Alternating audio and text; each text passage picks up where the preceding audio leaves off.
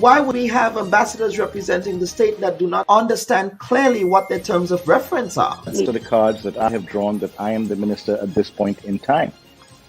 And for members of the public... But you're also a servant of the people. The unions are not threatening to withdraw their labor, and neither are they threatening to shut the country down, as you did. I think your summarization of my position is highly inaccurate, and may I dare say a bit inflammatory. The strategy did not work the last time for you.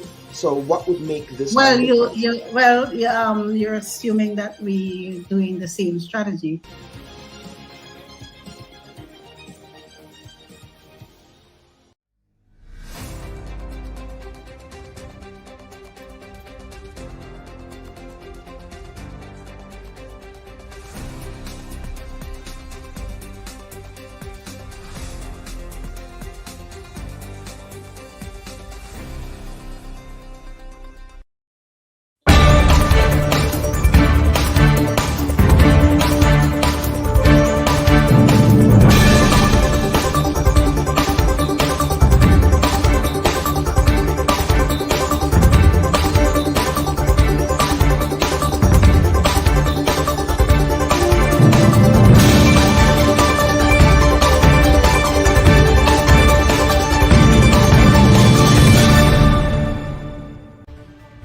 Hello and welcome to the July 3rd edition of the Bubb Report. Last week, Grenada's newly elected head of government, who this weekend is on his... Hello and welcome to the July 3rd edition of the Bubb Report. Last week, Grenada's newly elected head of government, who this weekend is on his first regional trip to the CARICOM Heads meeting in Suriname, announced his new cabinet to the national community at a national stadium swearing-in ceremony. The new cabinet has 2 members less than the previous NNP cabinet, at 14 members, with some portfolios being condensed into one ministry, unlike the previous administration. So what does the new cabinet look like? And how does it stack up against the previous administration's cabinet? The Prime Minister, for his part, replaces Gregory Bowen as Minister for Finance, while adding the traditional prime ministerial portfolios of national security, home affairs, and disaster management under his belt. Agriculture, which was a central talking point in the last campaign, would now have a line minister in the person of Adrian Thomas, with specific responsibility for that portfolio in the Ministry of Economic Development, headed by economist Lennox Andrews. In the previous government, Peter David was the exclusive Minister for Agriculture. The key ministries of Health, Infrastructure Development, Education, and Youth are headed by Jonathan Nacrette, Dennis Cornwall, and David Andrew, respectively, replacing Nicholas Steele, Nolan Cox, Emmeline Pear, and the former Prime Minister himself, Dr. Keith Mitchell, as Minister of Youth. Andy Williams, who ran against Nolan Cox and won in the South's constituency, replaces him as Minister of Implementation, with the additional portfolios of mobilization and transformation. During the People's Revolutionary Government, the Maurice Bishop administration commissioned the first Ministry of National Mobilization, headed by Selwyn Strawn. In his address, Deacon Mitchell explained the rationale behind some of his ministerial picks. The appointment of the cabinet is meant to reflect our campaign promises to the people of Grenada to begin the transformation of Grenada. I've already signaled to the senior managers of the public service that we need to put our house in order if we are going to put the nation's house in order. And to that end, you would note that we have created a Ministry of Mobilization, Implementation, and Transformation to be headed by the Honorable Andy Williams.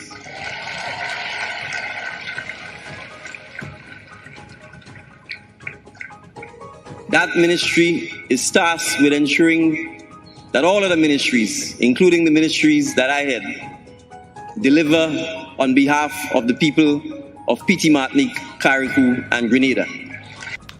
On the opposite side of the aisle, a shell-shocked former Prime Minister Dr. Keith Mitchell is vowing to be a fierce but supportive partner to the new government in his new role as leader of the opposition, giving no signal that he plans to go out in a blaze of glory as he promised on the campaign trail.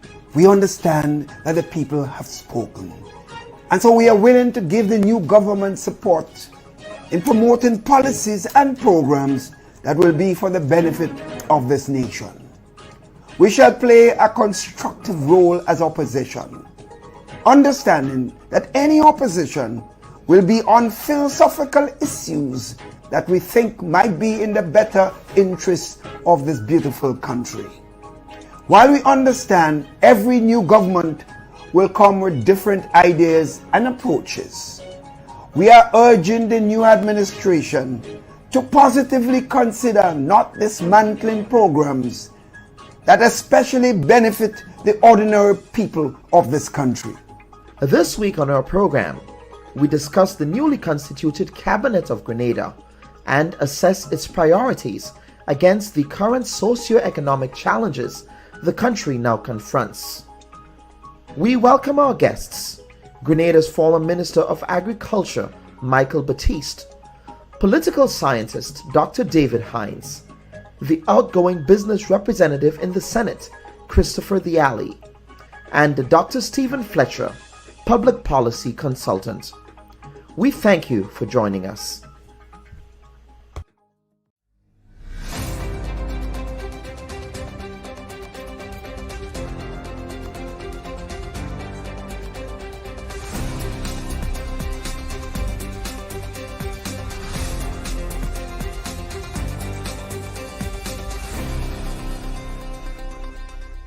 Amidst the mood of change currently enveloping Grenada, with a new government promising a transformational agenda, some things remain the same concerning the way things are done in St. George's.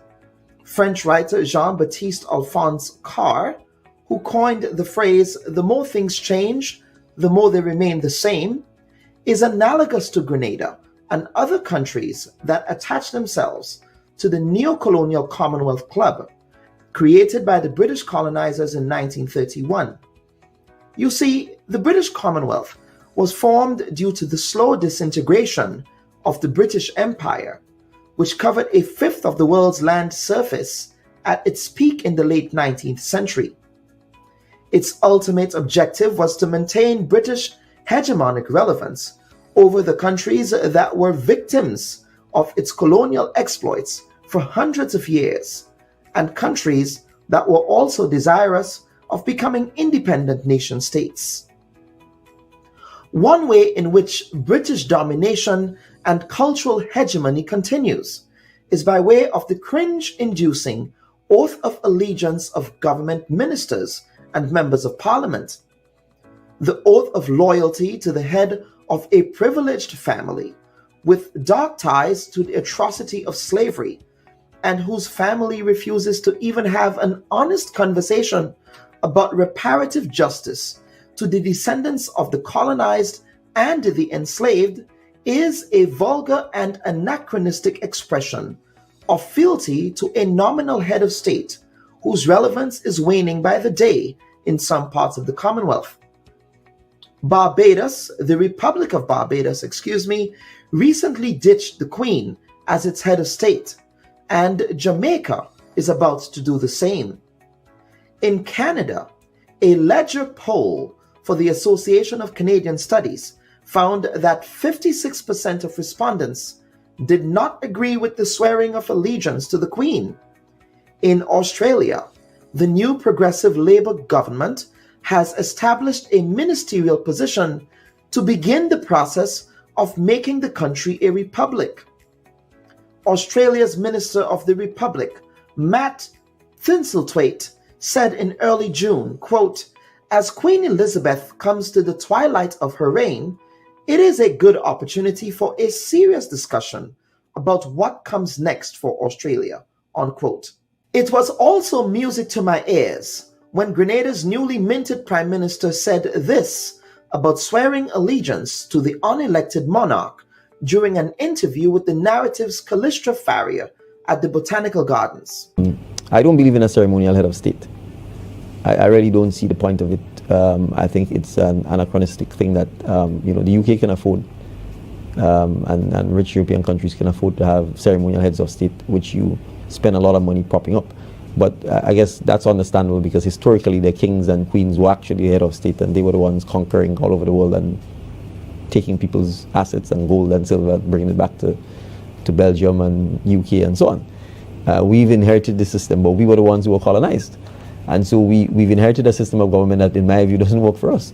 So, and this has nothing to do with the persons who've held offices of governor generals or ceremonial presidents throughout the Caribbean. Oftentimes, their contributions towards our own civilization is unparalleled and deserves recognition. I just won't recognize it by giving you a ceremonial head of state, because the cost of maintaining those things, nobody talks about. The cost of maintaining the office of the Governor General and a place for the Governor General to live, and the security detail and the cars and all of that, is the cost of maintaining probably an entire secondary school or two for an entire year. And so to me, as a country, as a small island, you have to ask, where should your resources go? Yes, Prime Minister Mitchell, this old colonial relic has to go, with some signposts at the National Museum to remind the nation of their oppressive past. So instead of swearing allegiance to a privileged, unelected septuagenarian and her heirs and successors with their problematic histories of racism and allegations of sexual assault and grift, it will be fitting to look forward to a time when elected parliamentarians in Grenada, who are chosen to serve in the cabinet of the country, bear true allegiance to the people who elected them in the first place. We should all look forward to a time when the oath of allegiance taken by government representatives reflects Grenada's history, cultural identity, and spirit. A pledge that would also acknowledge the original custodians of Camahan, Grenada's original name, given to it by its original Siboney inhabitants, who were brutally uprooted by the ancestors of some of the same Europeans from whom we currently seek political and symbolic legitimacy.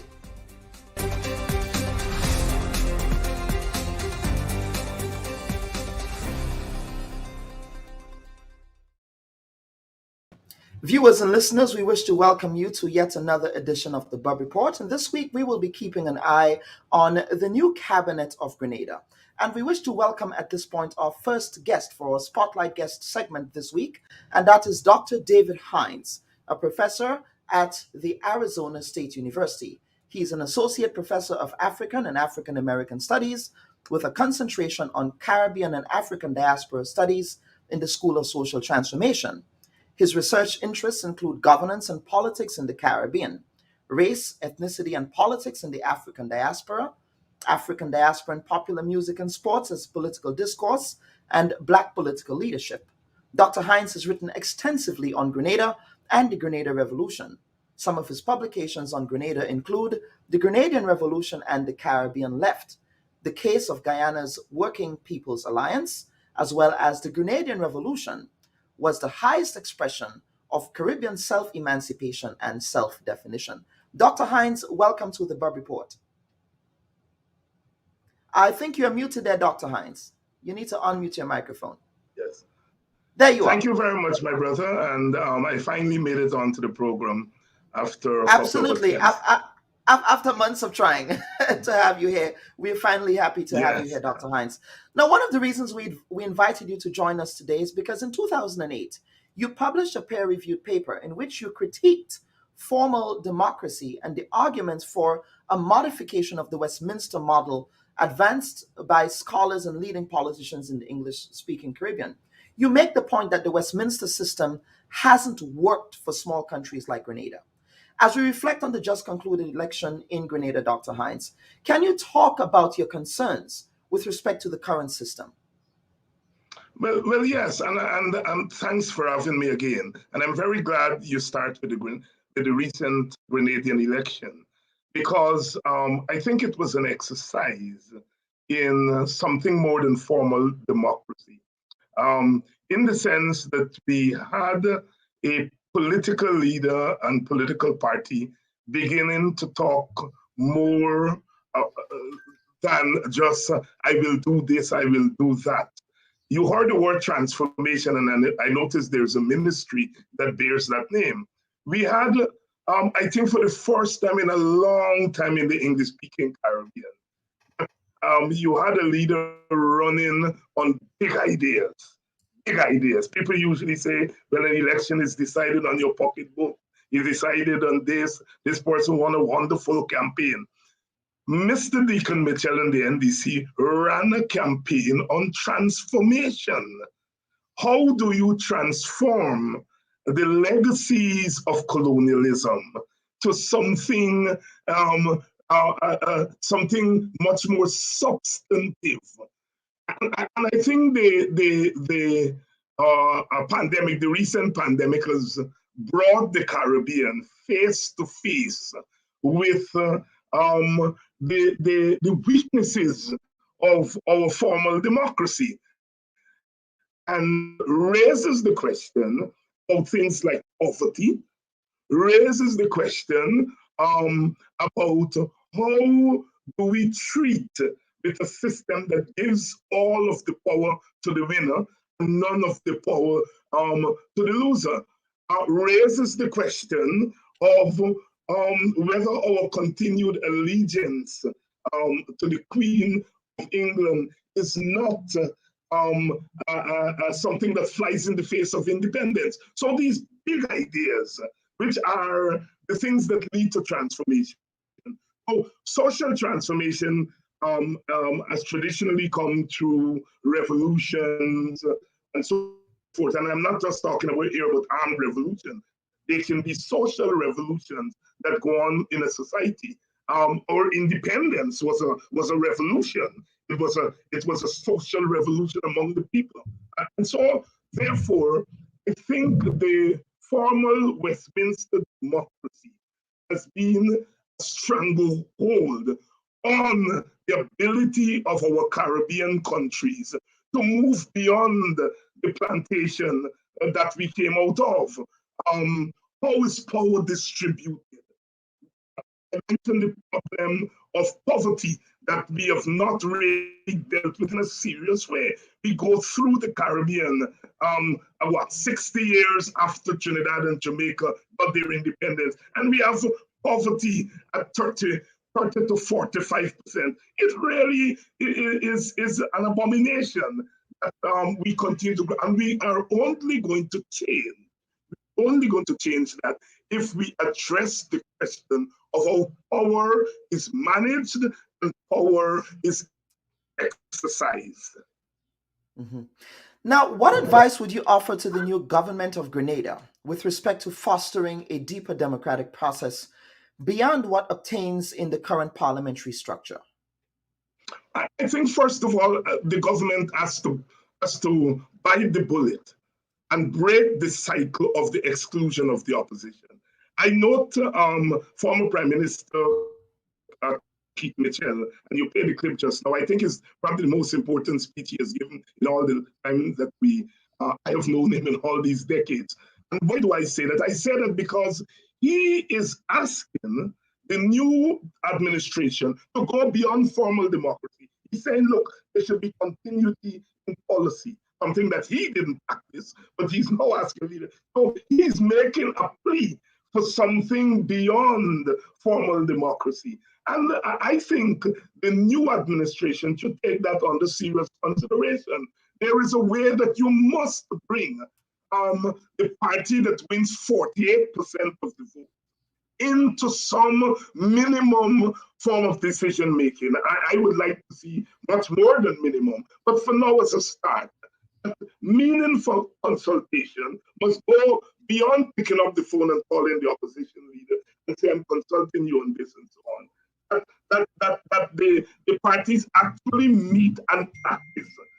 That you broaden the authority of the opposition in the parliament, in the National Assembly. Nothing is wrong in allowing the opposition chair some committees and so forth. So that you're moving beyond the formal system and you're setting the stage for a more inclusive form of democracy. Nothing holds back the Caribbean more than this business of political tribalism, where you come in and you forget about everything administration did before, and you come in and you do your own thing. You form your own ministries. You change this ministry to that ministry and so forth. Those things have worked against us. We have to have some continuity. We have to have the opposition as a meaningful part of government. I am not saying here that the government needs to bring opposition members into the executive branch. That is a higher form of power sharing. But I'm saying that insofar as the Westminster system allows us some scope beyond the letter to make the opposition play a meaning role, that is something I think will transform the political landscape in Grenada. And if I were to say anything to the young and charismatic minister who holds the key of transformation in his hand, he talked about it, but I think history and the Grenadian society has placed that key in his hands. That you don't get that key very often. The last time that key was placed in the hands of a group of leaders in Grenada was in 1979. The report card on that is mixed, given how that revolution ended. But here it is. I think Deacon Mitchell has that key in his hand, and I think he can begin treating with the opposition in a dignified way and giving them more scope to be part of day-to-day governance. Absolutely. And I think he articulated that view. As a matter of fact, he did challenge the outgoing prime minister to appear on platforms such as these, because when he was prime minister, he refused to appear on the Bubb Report to take the hard questions. But Dr. Hines, any final words with respect to the state of Caribbean democracies? We are confronting serious socioeconomic challenges in the region with respect to food security, with respect to in some of the bigger islands, you have crime, and now we have inflationary pressures. We have high energy prices. We're hearing about a possible recession in 2023, and so the Caribbean is confronting these major issues. Do you believe that the current system, as we have it, predisposes us to meet those new challenges that we are confronting in the region? That I'm sure the system, as it is currently constructed, was not meant to have the capacity to address those concerns in the first place. You're quite right. We don't have the kind of political and economic infrastructure to deal with the problems that we face. I started out by saying that the problems that we face requires all hands and all heads on deck. That's first. Second, we have to recognize what our capacity allows us to do in the short and medium term. And I mentioned the question of poverty.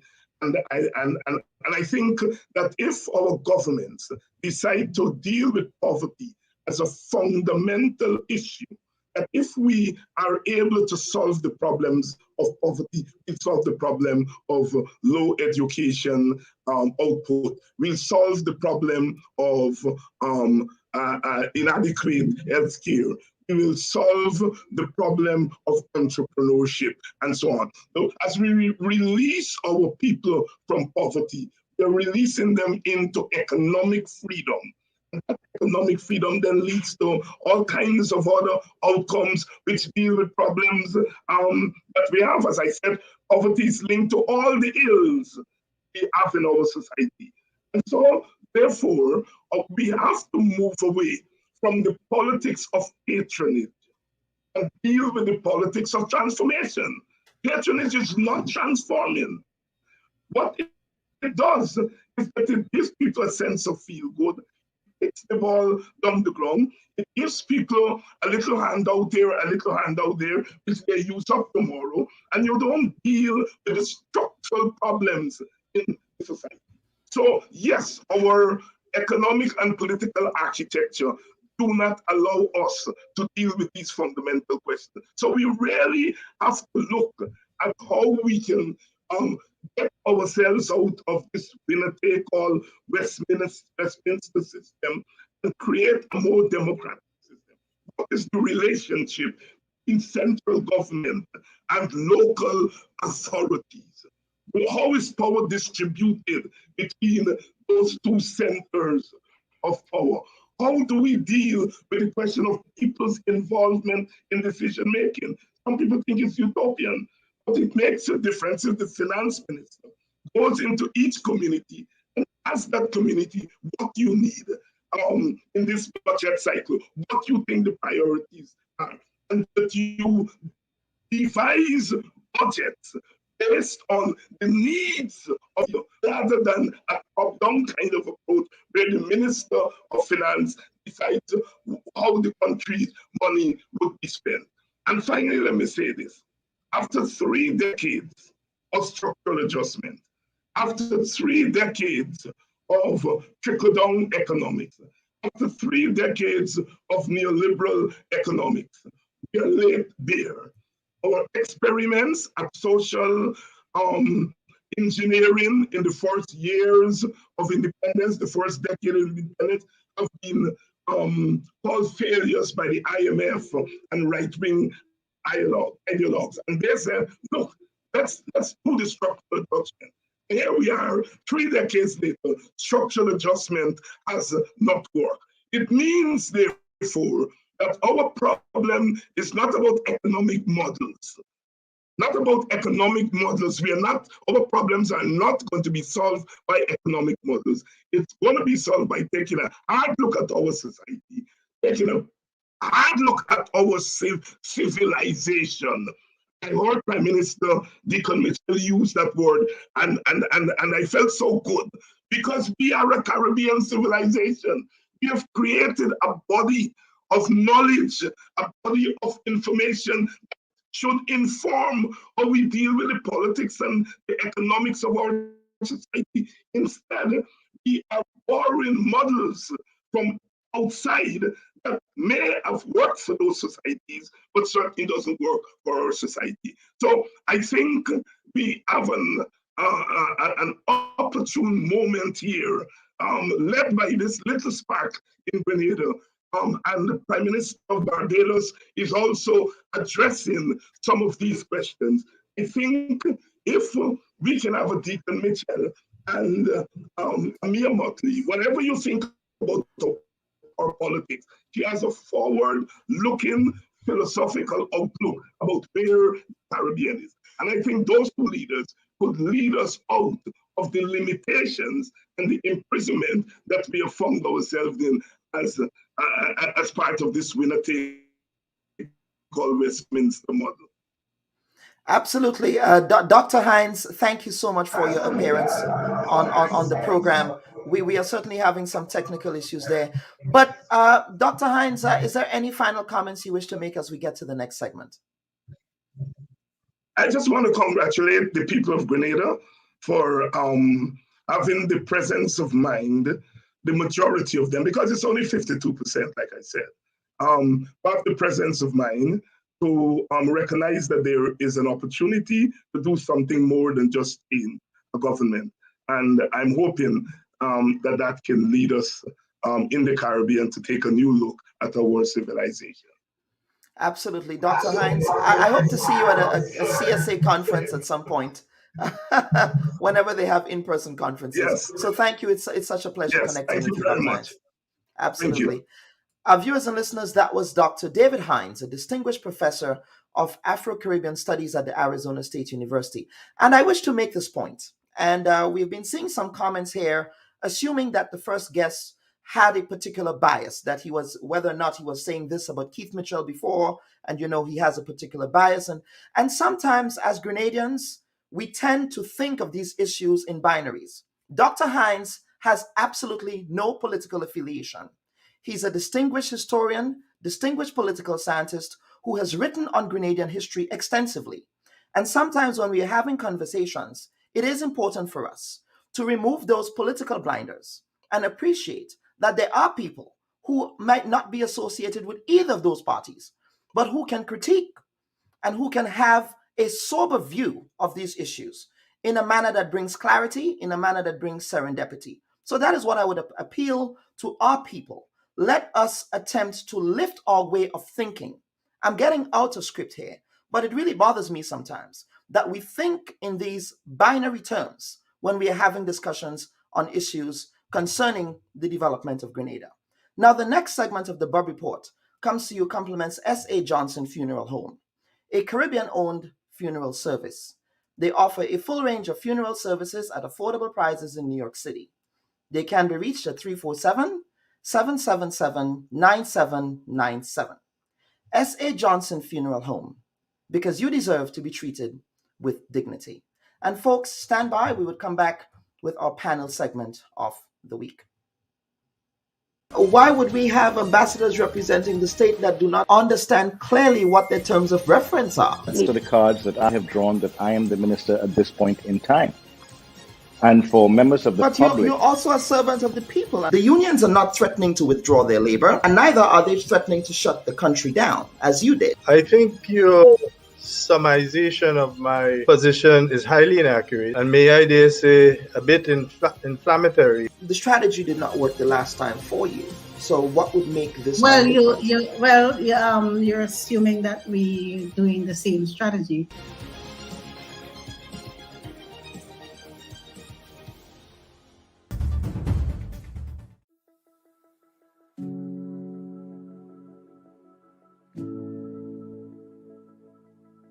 I, Deacon Amos Thomas Mitchell, do swear that I will bear true allegiance to Her Majesty Queen Elizabeth II, or heirs and successors according to the law. I, Dennis Cornwall, do swear that I'll faithfully execute the office as Minister for Finance, National Security, Home Affairs, Public Administration, Information and Disaster Management, of Minister for Foreign Affairs, Trade and Export Development, of Minister for Carriacou and Petit-Martinique Affairs and Local Government, Minister for Infrastructure, Physical Development, Public Utilities, Civil Aviation and Transportation, Minister of State with responsibility for youth and sports within the Ministry of Education, Youth and Sports, of Minister for Climate Resilience, the Environment and Renewable Energy, of Minister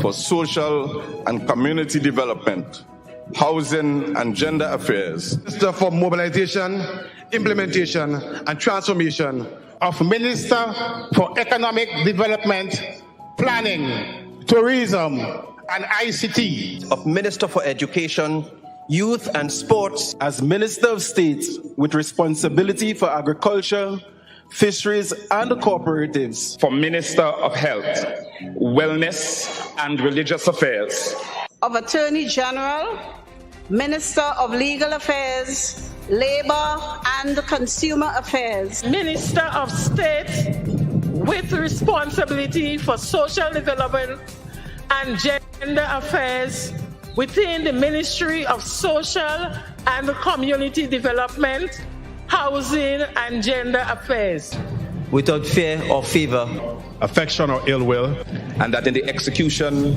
of the function of that office, I will honor, uphold, and preserve the Constitution of Grenada. So help me God.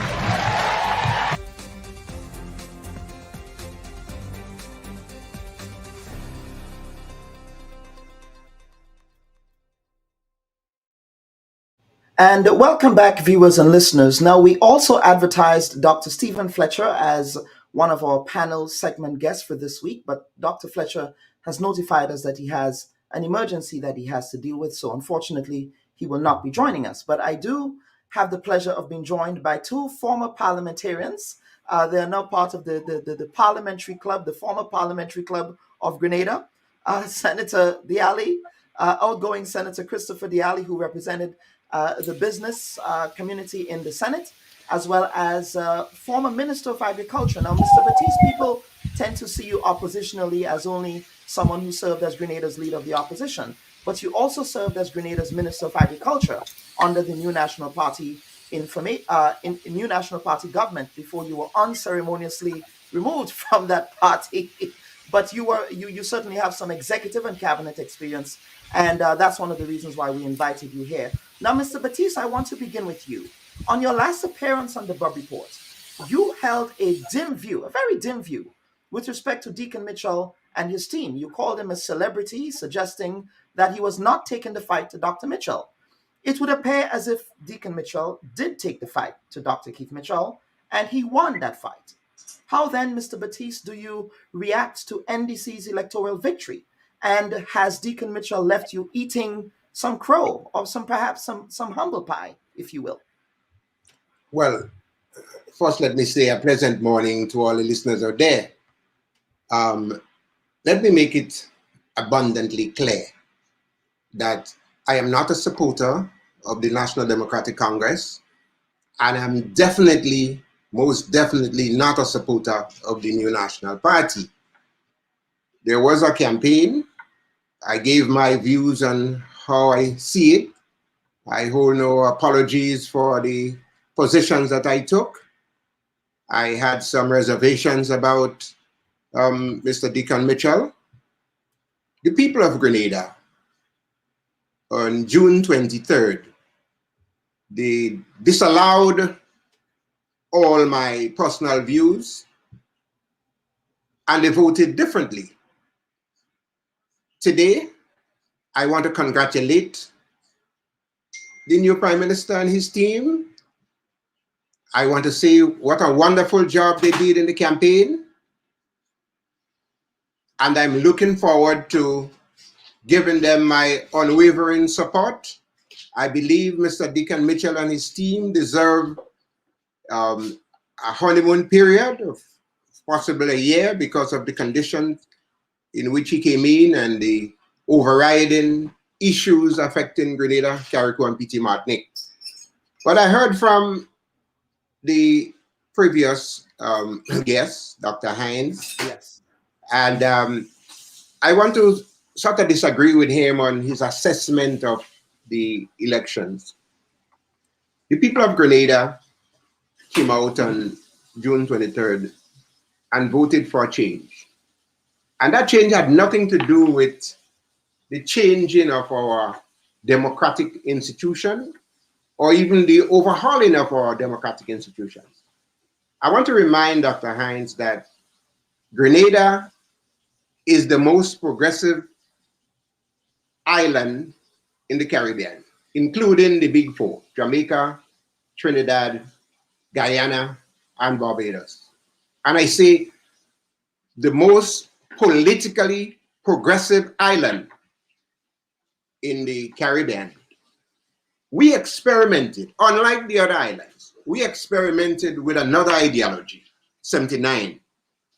Then we came back in 84 and we elected a rightist government led by Hubbard Blaze. And we came back in 90 and we elected a center-left with Prime Minister Nicholas Braffett. And then we came in with a one-manism in 1995. Because I cannot call that an ideology because there was no vision, there was no set ideology in 1995 regime led by Dr. Mitchell. Then we came in and we elect what we call a leftist-leaning NDC in 2008. So we have experimented with different philosophies and different ideologies. Now, the election of June 23rd was based on the economic situation that's affecting our tri-island state. It built on one, the collapse of the rural economy, high unemployment among our young people, the high cost of living,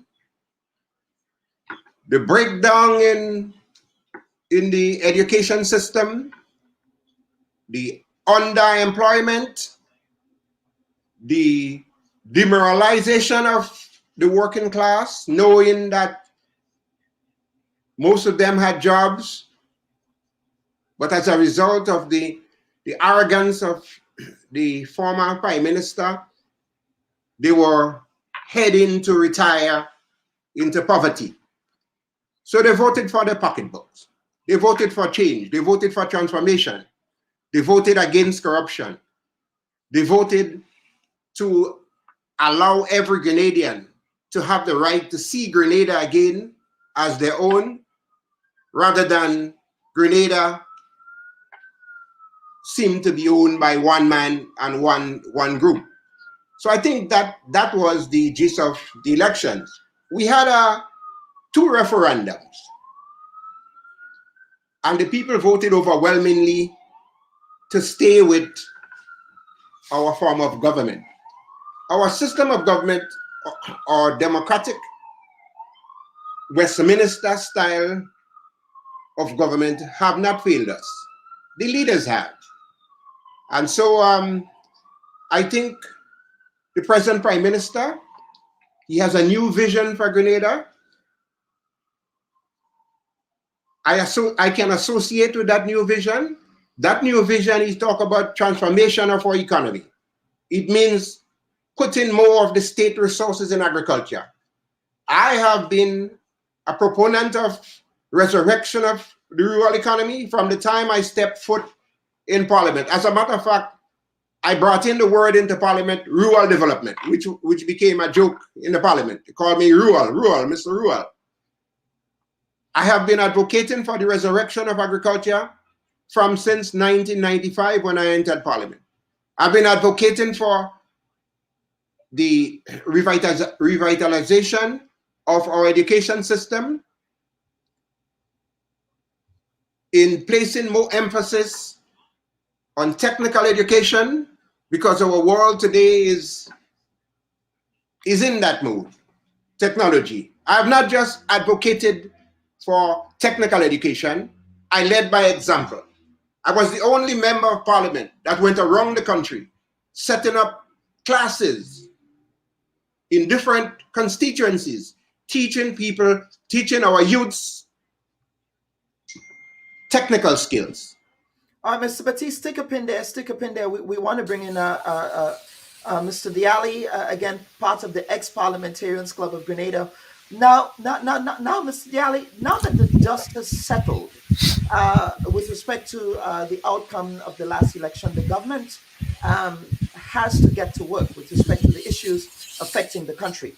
Now, what are some of the expectations? Some of the expectations, for example, of the private sector with respect to what the new government should focus on, at least in the near to medium term? Good morning, Dr. Bubb, and good morning to your listeners and viewers.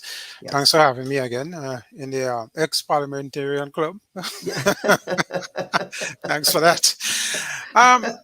Short answer to your question, I think the private sector, in my personal view, we are a little disappointed that we didn't get to meet with Prime Minister Mitchell, Deacon Mitchell, prior to him elevating to that position, to kind of understand what was NDC's economic policy going forward and how we would understand as a private sector, for us, stability and so forth in the fiscal architecture that we'd like to see and understand.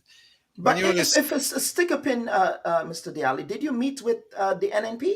Did the private sector meet with the NNP? No, we didn't. So you didn't meet with any of the parties. I just wanted to make that clear. But please proceed. So it's not only Mr. Mitchell, but please proceed. That's correct. But I will give context to my statement. Okay. The issue here is that we knew what the NNP's economic policy has been since being in government and what they plan to do and not to do. Here is a new party coming in the sense of NDC, new in the sense of new leadership and new participants in the political sphere.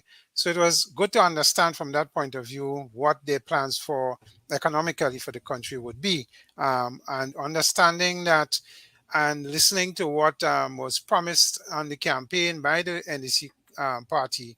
You needed to have a clear understanding. So For example, I think on the campaign trail, Mr. Mitchell would have said that, they would make Imanis move them away from contract and terminate all contract workers and put them on the established public service, which would intend to say you would increase the size of the public service. And I know we have a FRNA that speaks to 9% of GDP in terms of the public sector wage bill.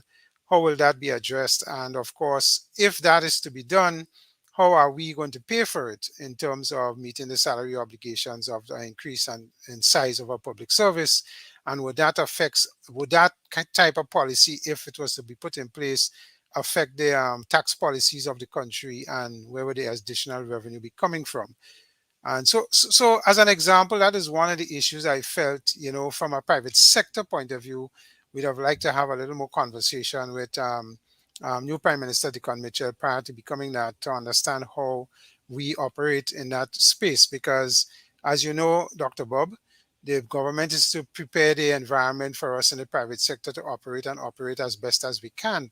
They are not to be engaged in business of their own.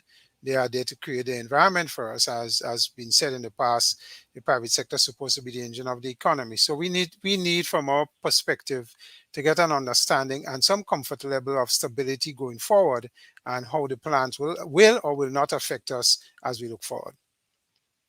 Absolutely. And same question to you, Mr. Batiste.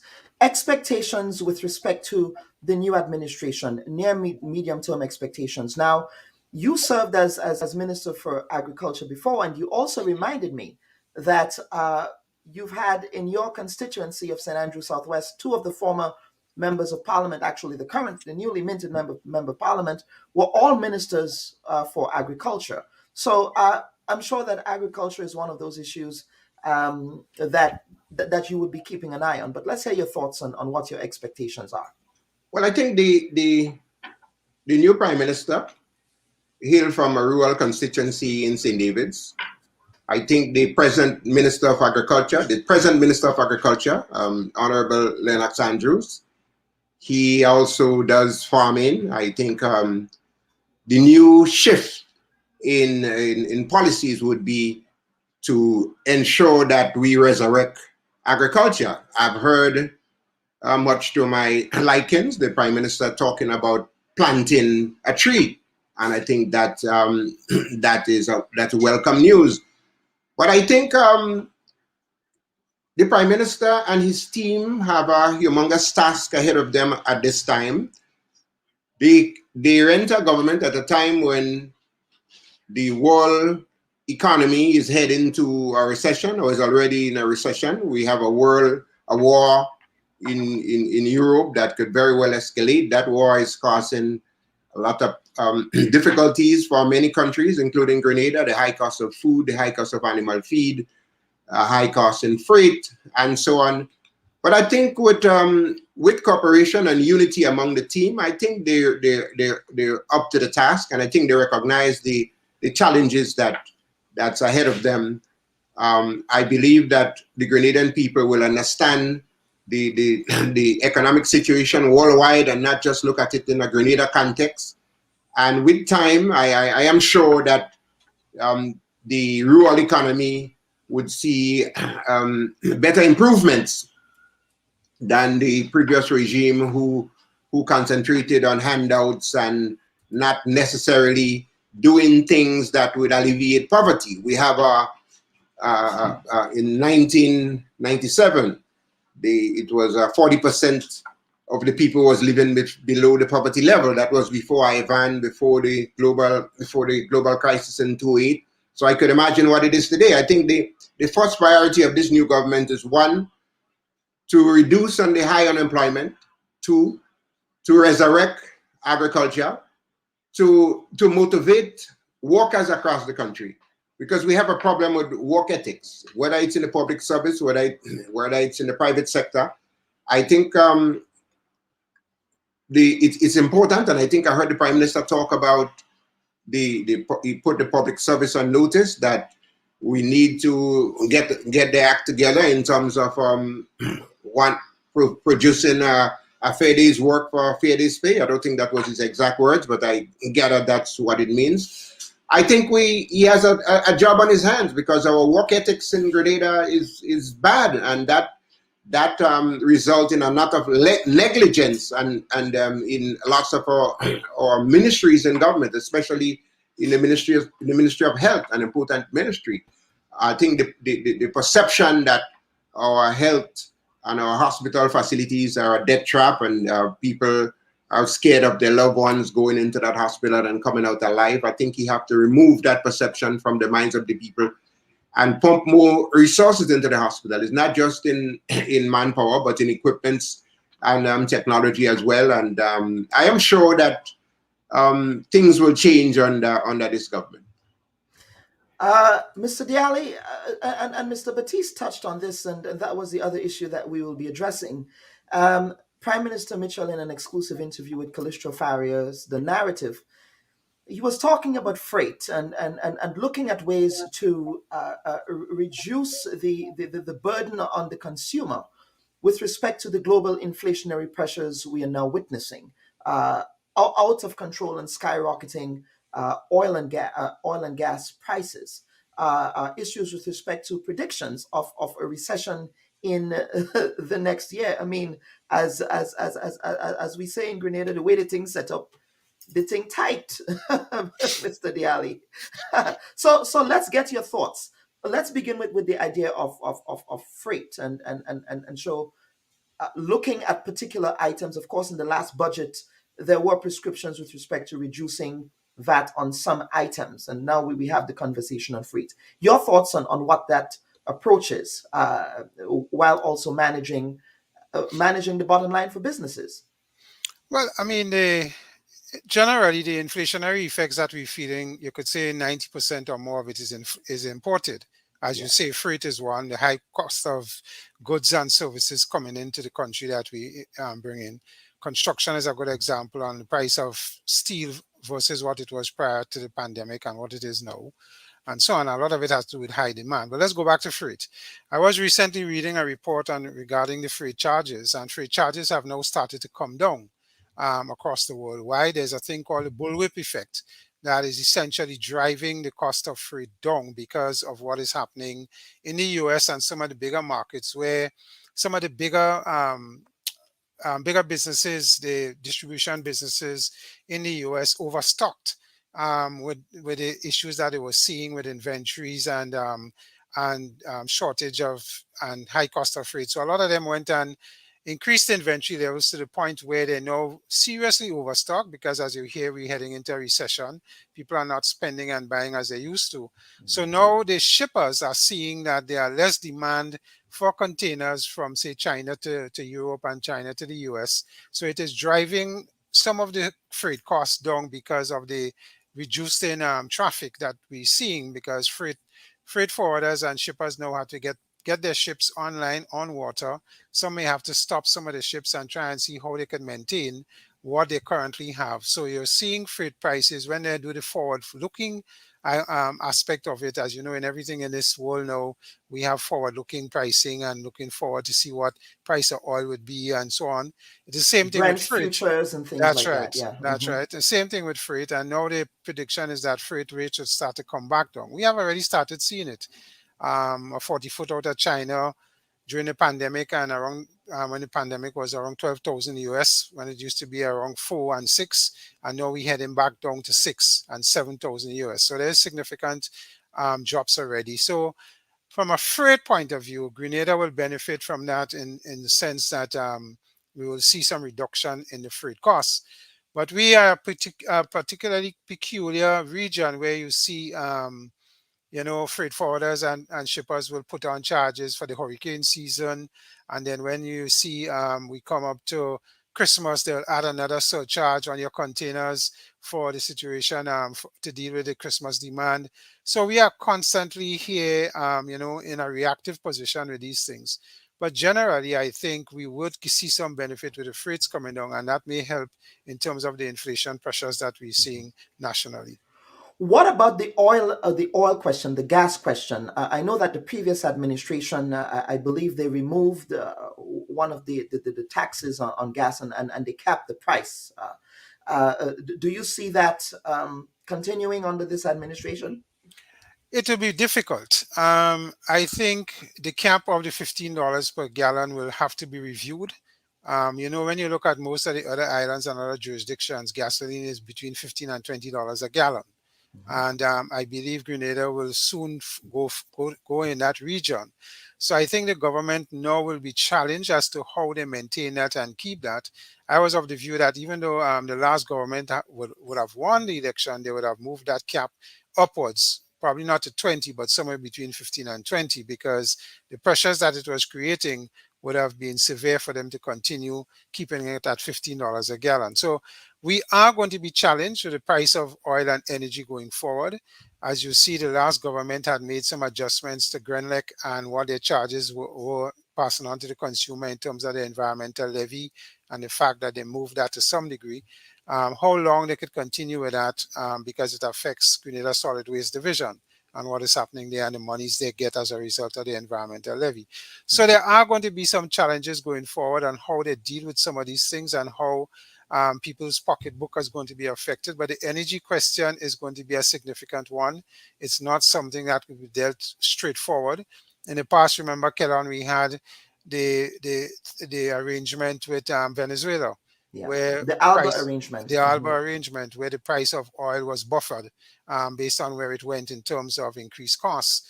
We are going back to a situation where we don't have that anymore. So we are going to have to bear the full brunt of energy costs going forward. So it is going to be a serious challenge for this new government as we move forward, and we look forward to see how we manage the energy crisis going forward. And Mr. Batiste, same question. With respect to these cost of living pressures, with respect to these oil and gas pressures, inflationary pressures, some of these extenuating circumstances are external, out of the control of the government of Grenada. And so what the government has to do, obviously, is to find mitigating prescriptions for that. But your thoughts with respect to how the government would navigate that? Do you agree with your ex-parliamentary colleague's position here with respect to how they would be able to navigate that process? Well, I think one of the things that government needs to do is to find ways to increase on local production. Like, for example, in terms of food security, we import a lot of chicken from everywhere. I think it's a time for the government to come up with a comprehensive plan where they may have to subsidize the local industry for a few years so that instead of the 80+ million that we bringing into the country, we can start growing it at home. And sure, if we were able to develop a poultry industry where we're self-sufficient, I think that will cut down a lot on the cost of living. I think too that we have to look at some of the stuff, other areas that we import in, areas like flour. We have to find substitutes. We have a lot of breadfruit. We have to grow into bananas. Maybe we have to come up with creative ideas where we produce some flowers at home. In the case of animal feed, we have a lot of raw materials in Grenada. We have to look at ways how we could utilize these raw materials and cut down on the importation. I think the number one priority is to look at the food import bill. I think that is an area the government must look at. Look at our food import bill and see where there are areas where we can grow these things at home and avoid having to import. Because when you compare gas prices in the United States and Grenada, if you do the calculations dollar for dollar, you would see that it's relatively the same. A gallon of gas in the United States now is regular is about average $5.50 a gallon. If you convert $5.50 into USD, you would see that Grenadians are paying just about the same thing for gas, because the price of a barrel of oil is pegged against the US dollar, and it's uniform all over the world. So the price of high energy does not just hit Grenada, but it's worldwide. There are some industries that will be hit significantly. The fishermen, of course, they rely on fuel to earn the dollar. They go out, not every day is fishing day, they burn a lot of fuel. Some arrangements have to be made to reduce on the cost of fuel for fishermen. There are small industries, small businesses in the rural economy that struggling to pay the high cost of electricity. And the high cost of electricity is as a result of the high cost of energy. So creative ways have to come up. We have to look at alternative energy, windmill and solar, and see how we could cut down on the use of fossil fuel and find a way where we could generate a significant amount of the power that we're using, so we could reduce on the cost of fuel, fossil fuel. Absolutely. And viewers and listeners, please keep your questions coming. We are definitely going to get the opportunity to entertain your questions to the panel. But there is also a footnote of history that we have to consider. The international community is experiencing this crisis, and the NDC has won an election at a time when the international community is experiencing a crisis. They also won an election back in 2008 when there was a global economic crisis as well. If you were to compare and contrast what the NDC confronted in 2008 as against what they're confronting now, against the backdrop of issues such as the pension issue, how would you compare both periods in Grenadian history? Mr. Dialli, I would want to start with you. Well, I think they are going to be just as challenged, because the issue of what we're facing in the world and the crisis is about cash flow and having the ability to meet your obligations, whether it's salaries and other obligations that the government will have in terms of generating the kind of revenues that they need. And you mentioned one, which is a pension. The real challenge with the pension, in my view, is a forward-looking aspect of the pension, where I think the government will have to find in excess of $100 million per year to keep financing a pension that is non-contributory to the public servants, and how they're going to raise that money every year to pay, and where are they going to invest the funds for the funds to be self-generating to support a pension arrangement of that nature. And I think if we're talking transformation, that is one of the first things that will require significant thought as to how we transform and do our pension arrangements with the public service, and how it's going to impact us in the private sector, whether it be from a tax point of view, because we, the people of Grenada, will have to pay for it. There's no doubt about that. Whether we take it in loans or we take it in whatever, we have to pay for it. So we have to find creative ways to deal with that. So I think the issue is cash flow, and the challenges that they will face now, Kelon, is going to be quite dire, just as it was in 2008. Because remember, in 2008, there was a world financial crisis where, investment funds were drying up, access to loans and so on was significantly reduced, and financing for our programs outside of the taxes we could have generated was going to be a challenge. I think we are going to see some of those challenges going forward. It's going to be of a slightly different nature that this government will have to look at and deal with.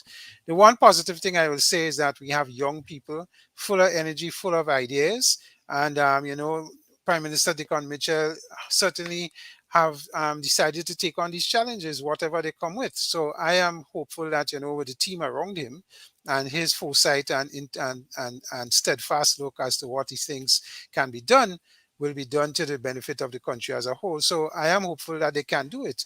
And as we say, some of us who have been there, we have stepped aside, in my case, to give this young people the opportunity to, to express themselves and see how best they could deal with these challenges. Mr. Batiste, same question. That footnote of history here and the economic challenges that the NDC would have to confront. Mr. Dialli is striking an optimistic, I would say cautiously optimistic tone, Mr. Dialli, if that would be appropriate. But yes, let's hear from you. Your thoughts with respect to confronting these economic challenges. You've offered some prescriptions that you believe would be suitable in this period, but what are your thoughts? 2008 NDC and this new NDC is completely different. The challenges today are far greater than the challenges in 2008. But I believe this team is better prepared to deal with the challenges. In 2008, we had political crisis inside the NDC. And as a result of that, they did not have the energy, and they placed very little emphasis in dealing with the problems that they were elected to do. When elections came in 2013, the people voted them all out. They did not vote them all out because they did not perform economically well. They voted them out because of the uncertainty and the infighting. Now, this new NDC have an opportunity to speak with the Grenadian people. The Grenadian people are reasonable people.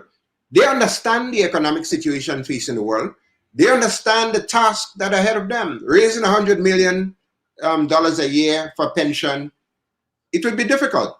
But the Grenadian people will be prepared to face the difficulties under a team that is united. They are prepared to make, they will be prepared to make the sacrifices because the pension is important. It was unconscionable and it was immoral to have people working all their lives in the public sector and upon retirement, they're retiring into poverty. So whatever sacrifice that have to be made, whether it is taxes, raising taxes, loans, or whatever, I think the people of Grenada are ready to make that sacrifice. In terms of developing the rural economy, which is critical, if there's additional taxes that have to be placed on the citizens of Grenada to get our economy moving again, I think the people would be ready and willing to do so, as long as they see a team of people working together, leveling with the people about the problems confronting the country. I think the people will buy into the plan. So it's a little different between this NDC and the NDC. Last NDC, it was a fight within the leadership. This NDC, there won't be such fight. Mr. Deacon Mitchell is the undisputed leader of the NDC, and I think he will get the support from the members of his team and the public, because he has developed a style that I think I like the way how he reach out to the people in a sort of a meet the people tour with his town hall meetings and leveling with the people and telling them what's going on. As long as he stays in touch with the people and keep the people abreast of the situation that is upon us. And he did not take the position as if Grenada belongs to him and he's refusing to answer questions about the people's business. I think he'll be fine. Absolutely. I don't know if there is appetite for more taxes in the country, but we will see how the people would speak to that. But panel, we want to take a quick break, and when we come back, we would entertain some viewer questions, and then we would close the program.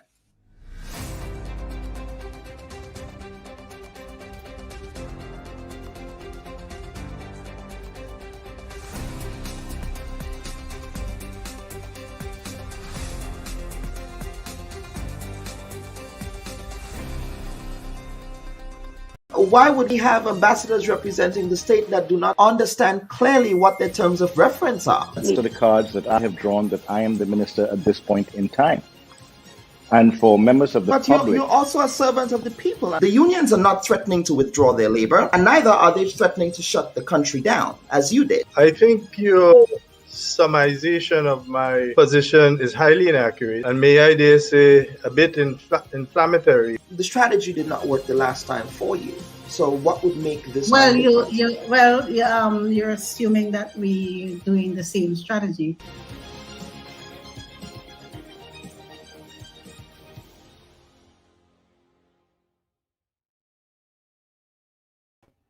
And welcome back, viewers and listeners. And at this point, we want to entertain some of your questions. As a caveat, I can't promise that I would get to all of the questions because some of those questions are interspersed with viewer comments as well. But we would try as best as possible to entertain direct questions that are directed to the panel.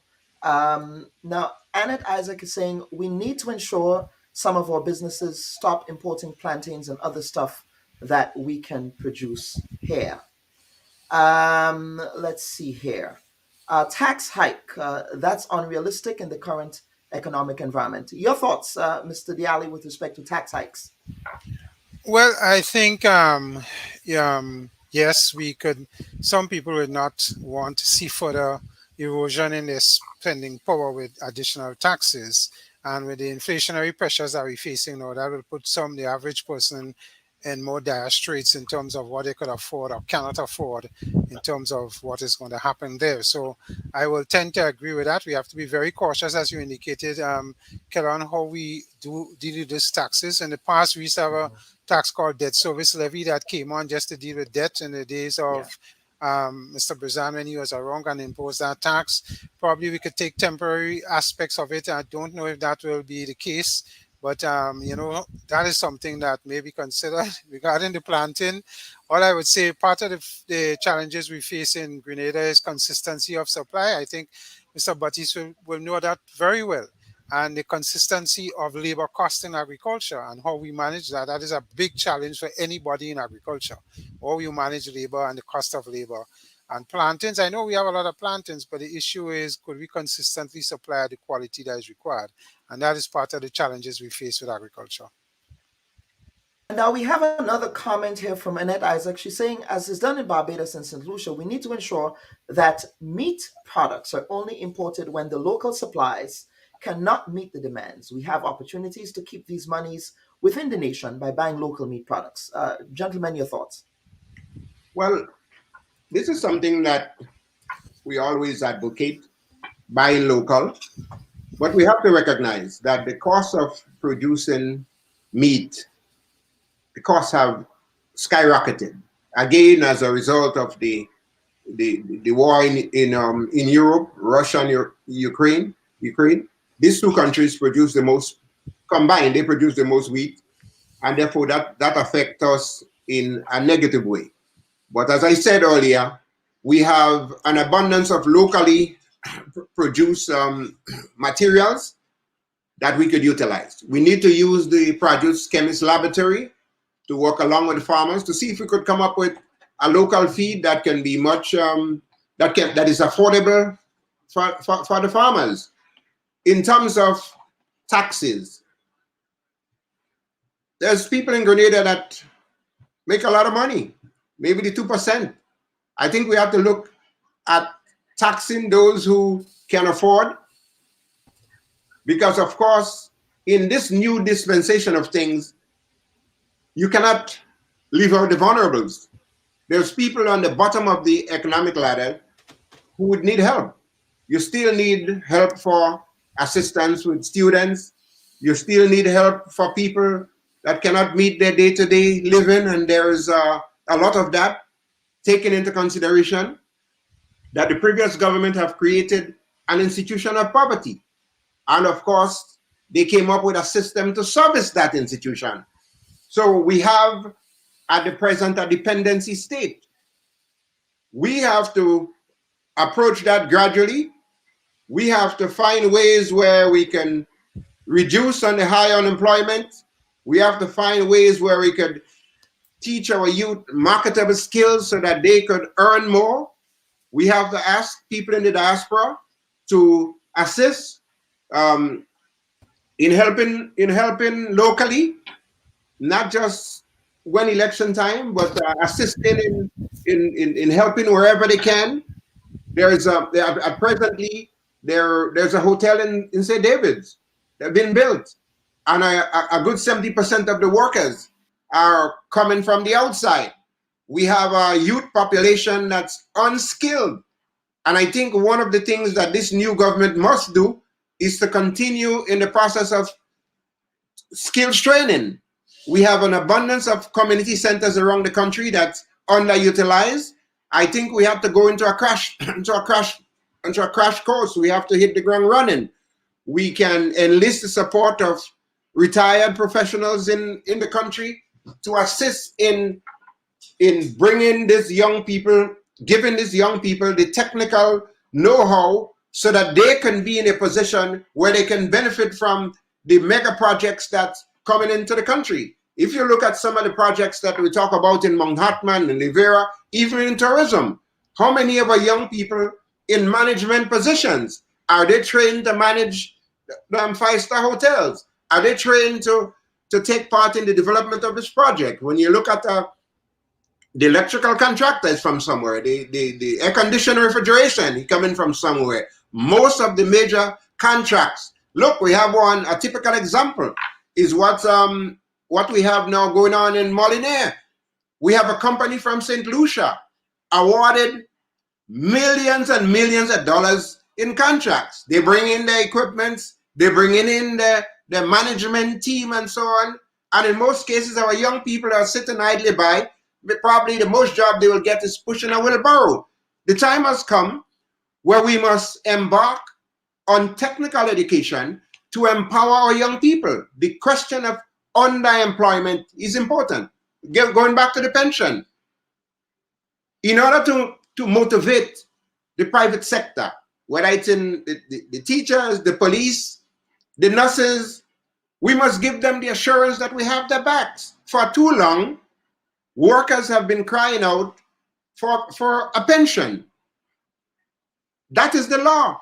I think successive governments since 2000, since after the collapse of the revolution, and that comprised both parties, that pension thing dragged on too long. It was the law of the land. It is a 1958 law that was laid down there by the late Sir Eric Gary when he introduced that law.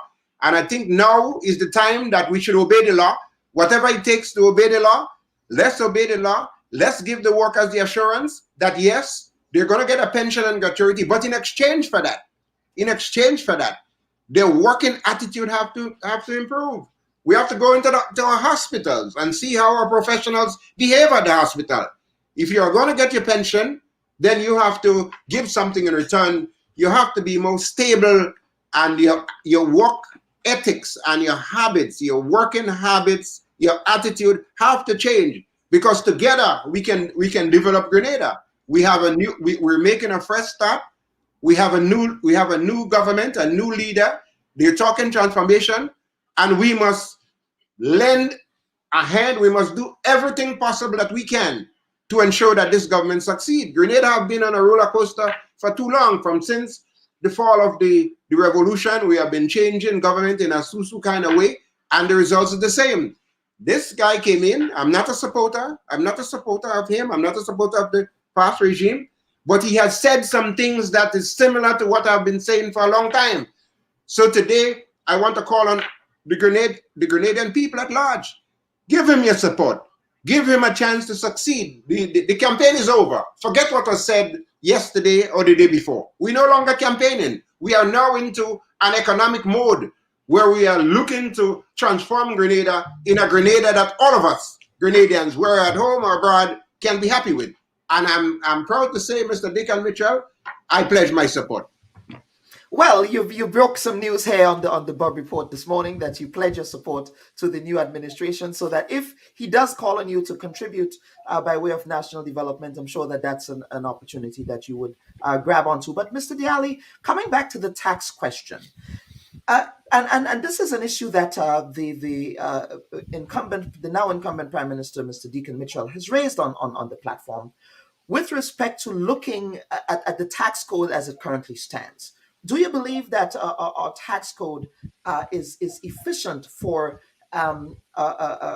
collecting as much revenue for the state as possible? And we do have a comment from Mr. Nigel Gravesandy here, who is saying to this question, it is my respectful view, he's saying, that a reassessment of taxes paid by such corporate entities like SGUs should be done as a matter of priority.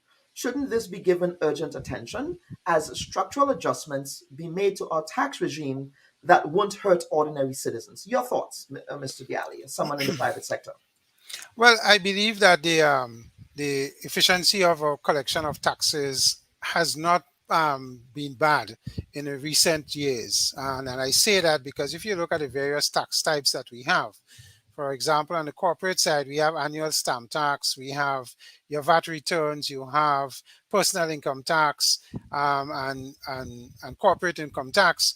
When you look at the percentages of the returns on those, and you speak to the IRD, they will tell you that most of these tax types, like land tax and annual stamp tax and so on, range in the 70s and the 80s% in terms of collection rates and efficiencies. You still have challenges with reconciliations of people who have outstanding balances and so on and so forth, which you would expect in any tax system. So there is issues with that. I think one of the things that Dr. Gravesani is alluding to in his comment is that traditionally Grenada has been very accommodating when it comes to giving tax concessions. So, for example, we would give investing projects. Mr. Batiste spoke about the one in St. David's and other projects where significant concessions would be given, whether it's on corporation tax or VAT or whatever the case may be. We had a case with the hotel sector where new investments were given significant relief on VAT and what that could possibly have for the country. So you do have issues where I remember in one IMF report, it was alluded to that countries like ourselves, small developing states, need to be very careful on the concession regime that we employ and how we distribute it across our various sectors that we look to develop. So you have to offer some incentives, but you have to be careful as to the extent of the incentives that you're going to offer. We talk about developing ICT, we talk about developing the tourism sector even further, and we talk about looking at particular aspects of our society, whether it's agriculture or fisheries. Fisheries in particular, they do get some concessions on fuel and other stuff. Probably, as Mr. Batiste said, we may need to extend it, but at what cost? Similar for agro-processing. Agro-processing has an issue with and do they get the concessions on equipment and so on? I think they do. The issue is, of course, is raw material for the agro-processing industry and how we consistently get that to keep the industry functioning. We had a situation here with a pepper sauce company and getting adequate pepper supplies to meet the supply of making pepper sauce. And eventually imports of that had to be done. So there's a lot of challenges when we look at it in terms of where we go and how we provide incentive regime. Factor that in with the current tax system, and you always have to, Kelon, in any tax situation, balance the benefit of the new tax versus the administration and the cost to get the taxes in. And that is something we always need to look at. And governments normally like to operate from a concept of what we call revenue neutrality. In other words, if I was to put in or remove a tax or reduce, like, for example, in this inflation situation, you have heard people talk about, taking some of the items of food or removing VAT and zero rating them. And you need to understand the loss of revenue government will incur versus where else can they get the additional, which is what we talk about revenue neutrality, because government tend to have a fixed bill in terms of every month of what their commitments have to be and what they need to meet. So it is one of those things where we have to exercise delicate balances to understand if we introduce more tax. I heard Mr. Batiste allude to the fact that tax the higher income generating individuals in the company, the 2% to let them pay more. I could just let Mr. Batiste know that we've been paying more, some of us at 30% for years. The last regime dropped it by 2% and we pay 28%. If you want to bring it back to 30 or more than 30%, then you have to understand these people in that income bracket, how would they reduce their level to invest because their income now is less. So it's a balancing act, I think, all around. And when the policymakers look at it, the most important thing for government is revenue neutrality and to ensure that when you put taxes, one of the mantras of taxes is compliance and getting people to comply with the tax that you put in. You don't want to make it too burdensome or too complex. So you always want to encourage compliance. If not, you go back to a situation where you put in a tax type, very few people look to try and pay the tax and try and see how they could avoid meeting the extra tax burden, and that's something you don't want to encourage. So those are my thoughts on the tax system. I think it is something that needs to be considered as we go forward, but it needs to be carefully done as well. It is a high wire balancing act. It's a metaphor for that. These performers who do the high wire act. I mean, that's what government. That's what it is. But viewers and listeners, thank you for your comments. They're coming in hard and fast. We want to get to a final break, and we will get to some final comments from the viewers and listeners. From the panel. As a reminder, we were also supposed to be joined by Dr. Stephen Fletcher, who canceled on the last minute. So he was supposed to be a part of that panel, but I believe sometimes they say less is more. And both of you gentlemen have given us a lot to ruminate on here this morning. So viewers and listeners, please stand by. We would be right back for our closing segment. Why would we have ambassadors representing the state that do not understand clearly what their terms of reference are? To the cards that I have drawn that I am the minister at this point in time. And for members of the public... But you're also a servant of the people. The unions are not threatening to withdraw their labor, and neither are they threatening to shut the country down, as you did. I think your summarization of my position is highly inaccurate, and may I dare say a bit inflammatory. The strategy did not work the last time for you. So what would make this? Well, you're assuming that we're doing the same strategy. Very proud of what you're doing, and I think it's much needed. So thank you so much for your contribution. Thank you again for watching the Bubb Report. Viewers and listeners, we want to thank you sincerely. Ashley, thank you so very much. Senator Chester Humphrey, welcome to the Bubb Report. Mr. Mitchell, welcome to the program.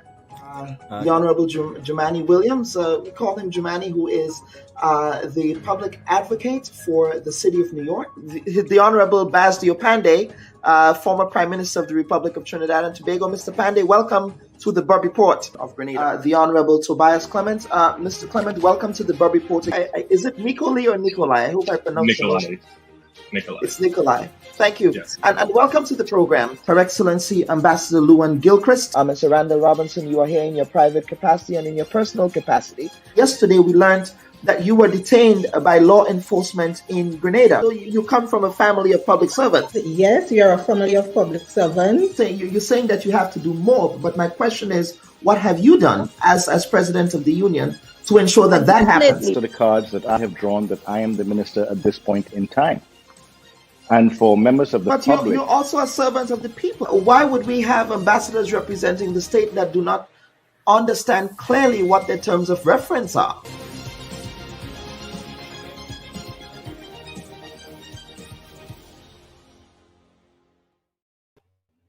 And welcome back, viewers and listeners. I wish to bring the panel back here for some closing comments. But Mr. Dialli, before I get to some closing comments, who has the business community nominated to be their representative in the Senate? Any word on that yet? No word on it yet, as far as I'm aware. I believe they're probably going through the process now, and the process is they will have selected candidates who will have to meet with the private sector, hotel employers, and the chamber, and go through an interview process, and then the selection will be put forward to the government. And you have indicated that you no longer have an interest in serving. What did you learn as a business representative in the Senate? On a more personal note, representing the private sector in the Senate, what did you learn? You served as a private sector representative for several terms.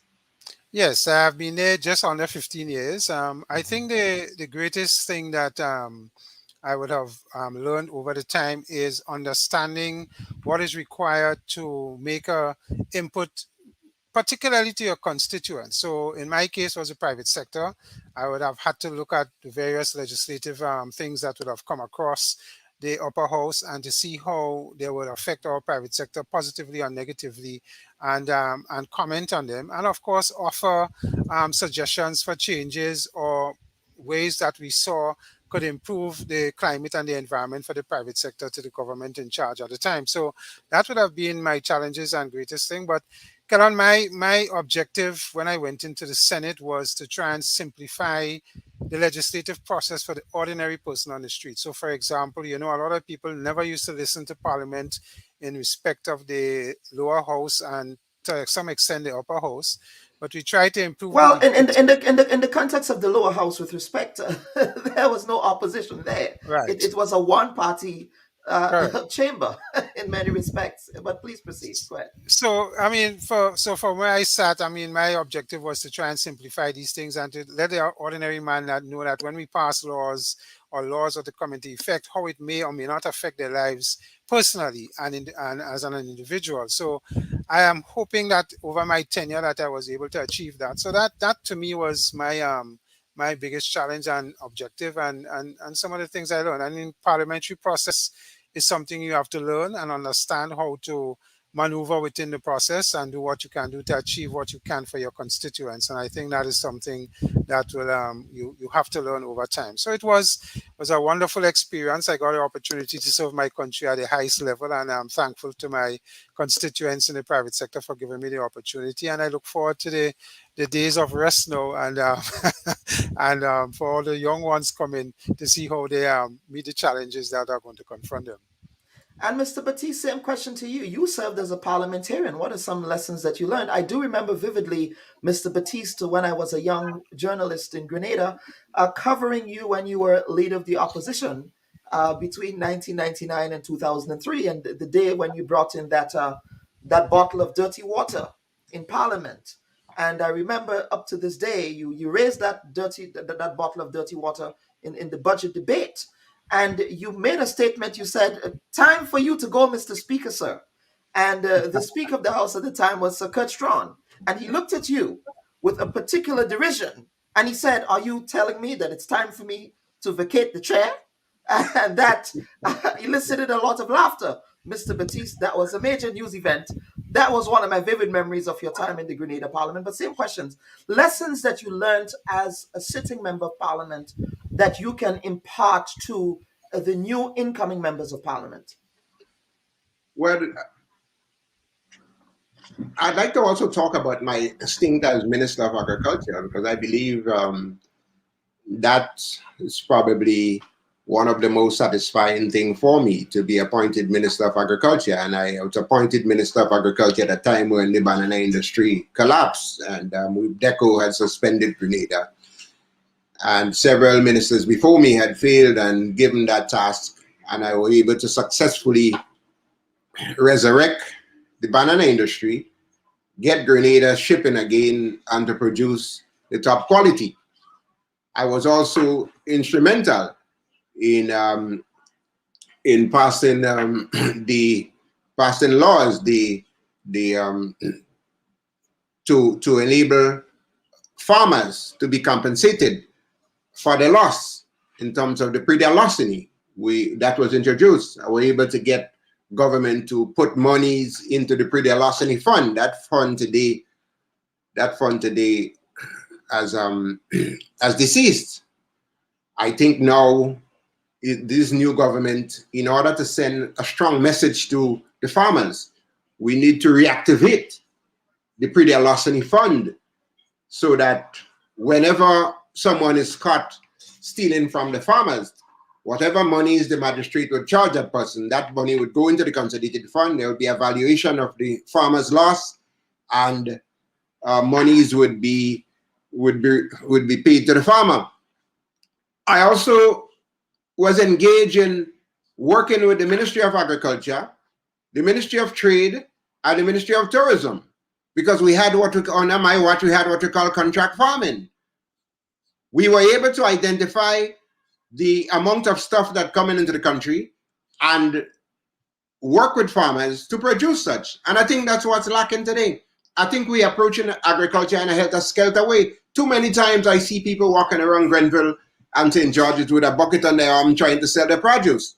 Now, I heard Mr. Dialli said earlier, there's a problem with consistency and quality. There's nothing that we can't grow in Grenada.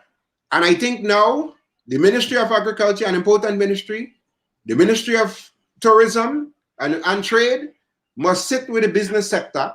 The business sector must not just look at importing stuff to make $1.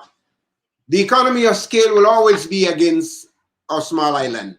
But the business sector must sit with the Ministry of Agriculture, the Ministry of Tourism involved with the hoteliers and the restaurant owners,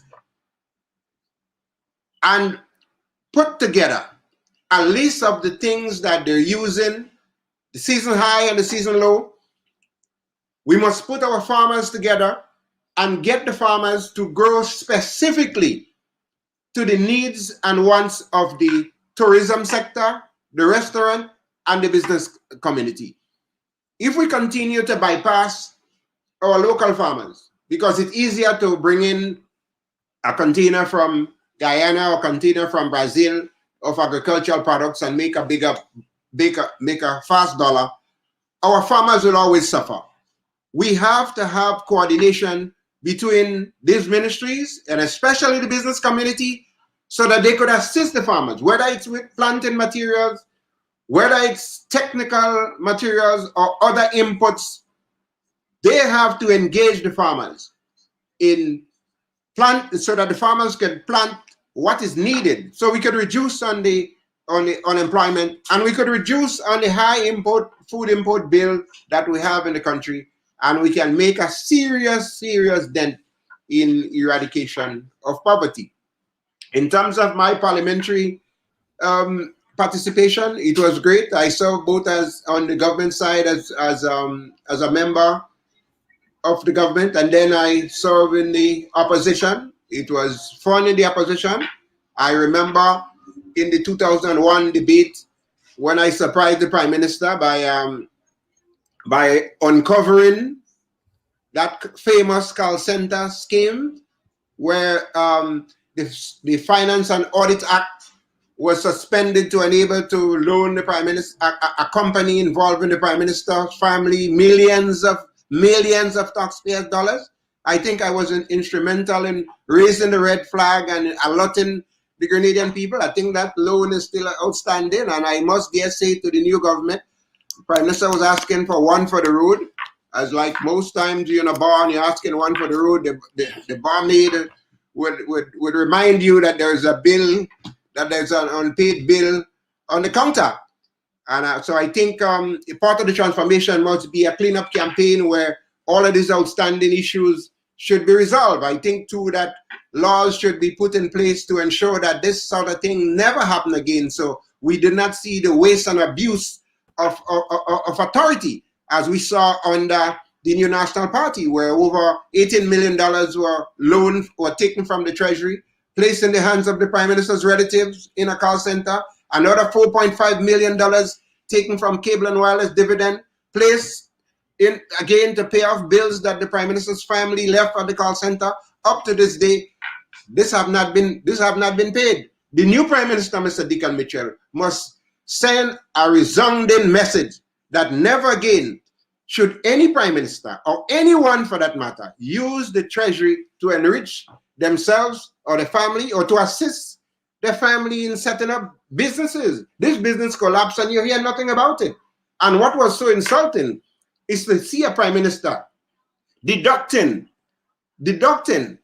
monies from hard-earned teachers and public officers, while when he on one hand took millions, stuff it in his family's pocket, and as of today, asking for one for the road without paying that bill at the counter. And I think if you're going to talk transformation, you must put laws in place to ensure that our young people know what it is and know what ethics in government is. And I think that's what I would like to see. That transformation must be part of it. Absolutely. And Mr. Cristiali, some final comments from you as we close the program. You need to unmute the mic, sir. Thank you, Kellan. I want to just quickly say that, as Mr. Batista alluded to earlier, the politics is over in terms of the tribalism, in terms of red and yellow and so on. And I think now we have a new government in place. We have new faces, young people with a lot of energy and ideas, and we have to throw our support behind them as best as we can, because at the end of the day, we're working for our country and the benefit of our country, and to see our country move from strength to strength in whatever area and whatever sectors that we look at. So I believe that is where we need to be, and at this point in time, we need to work as best and as quickly as possible to resolve the issues that's going to confront us and put our ideas. Kellan, we have never suffered in our country of people having the acumen and the required intellectual power to resolve the problems we have had. And we are certainly one of the most resilient peoples in this region. So I am hopeful that all that that is going to confront us, we will come to solutions and get solutions for them. So I wish, that we all work together and get things done as we ought to. Mr. Cristiali and Mr. Michael Batista of the Ex-Parliamentarians Club. There is a women's parliamentary caucus in Grenada. I don't know if there is a men's parliamentary caucus in Grenada, but it would be interesting to see a reunion with all of you at some point.